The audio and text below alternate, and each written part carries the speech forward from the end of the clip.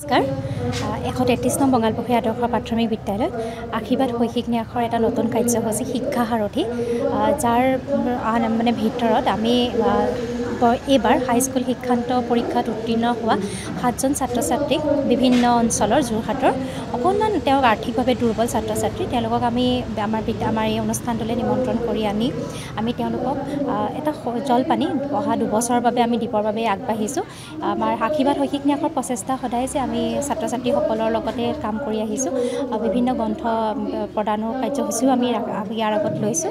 এইবাৰ আমাৰ নতুন কাৰ্যসূচী এইটো শিক্ষা সাৰথী, যাৰ ভিতৰত মই কৈছোঁৱেই আগতে যে আমি বিভিন্ন বিদ্যালয়ৰ পৰা হাইস্কুল শিক্ষান্ত পৰীক্ষাত উত্তীৰ্ণ হোৱা ছাত্ৰ ছাত্ৰীকেইজনক আমি 2 বছৰৰ বাবে তেওঁলোকক হাই ছেকেণ্ডেৰী পৰীক্ষালৈকে আমি প্ৰতিমাহে অলপ যি পাৰোঁ আমি তেওঁলোকক আৰ্থিক সহযোগিতা প্ৰতিমাহে আগবঢ়াই যাম আৰু এনেদৰে আমি ভৱিষ্যতৰ কাৰ্যসূচীখিনিও লৈ যাম আৰু আমাৰ প্ৰচেষ্টা সদায় হাতত থাকিব।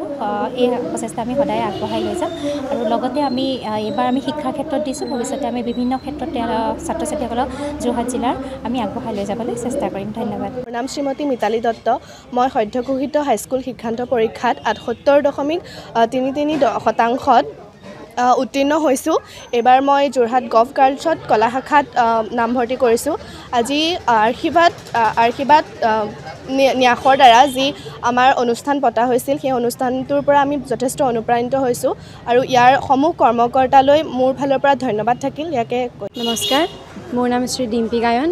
মই এইবাৰ মেট্ৰিক পৰীক্ষাত প্ৰথম বিভাগ ষ্টাৰ মাৰ্কত উত্তীৰ্ণ হৈছোঁ। ধৰ্মেশ্বৰ বৰা শংকৰদেৱ শিশু নিকেতনৰ পৰা মই এইবাৰ মেট্ৰিক পৰীক্ষা উত্তীৰ্ণ হৈছোঁ আৰু মই এইবাৰ সংস্কৃত বিষয় যোৰহাট জিলাৰ ভিতৰতে সৰ্বোচ্চ নম্বৰ লাভ কৰিবলৈ সক্ষম হৈছোঁ।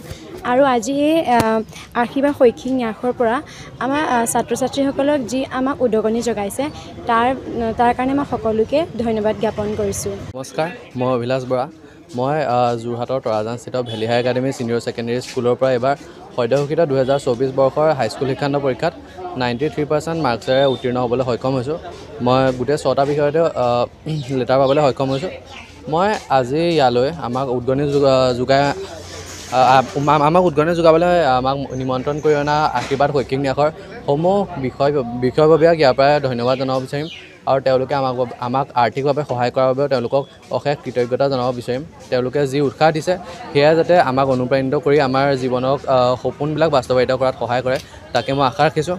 সপোন আছে বহুত, সপোন দেখিছোঁ যাতে নিজকে সমাজত এজন প্ৰতিষ্ঠিত ব্যক্তি হিচাপে প্ৰতিষ্ঠা কৰিব পাৰোঁ আৰু এজন মানৱ সম্পদ হিচাপে নিজকে গঢ় দিয়াৰো নিজৰ এটা সপোন আছে আৰু সেই সপোনক যাতে বাস্তৱায়িত কৰি তোলাত আপোনালোক সকলোৱে সহায় সহযোগিতা কৰি যায় আৰু আশীৰ্বাদ কৰি যায়, তাকে আজি কামনা কৰি ধন্যবাদ।